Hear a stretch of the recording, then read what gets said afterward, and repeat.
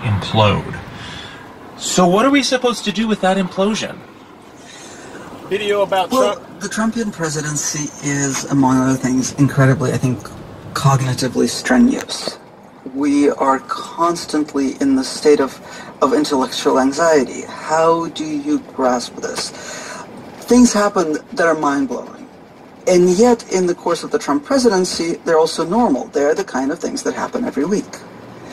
And we have to take stock of how impossible that is to live with, how impossible that is actually to process. And yet it doesn't answer the question, how do we process it? What do we do with it? How do we go week after week after week? First, we take stock of it, and then we make the superhuman effort to imagine something different. I think that's the way that autocrats really gain control, is that we're robbed of our imagination. We're robbed of the ability to think about the future because we're so anxious, because all of it is too much all the time.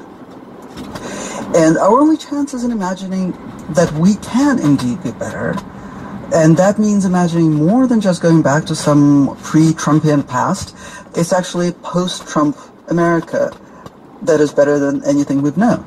Do you think, and I guess I'm asking in your personal experience, there is a cost to leaning into the unimaginability day after day, week after week of the things happening all around us? That you know, instead of just deciding to turn off the news and tune out, you write a book and you lean into the last 3.5 years of each successive thing that has happened. I mean, is there a cost to that personally that you experience? This is the most miserable book writing experience I have ever had in my life. And you've written a lot of books about some tough topics.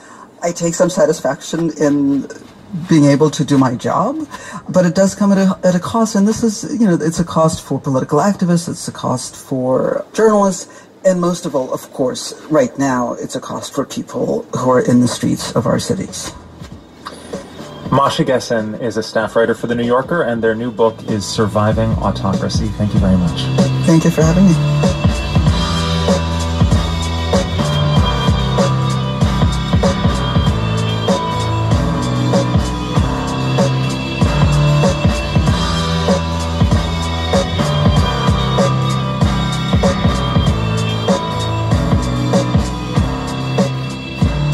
You're listening to All Things Considered from NPR News. Support for NPR comes from this station and from CrowdStrike.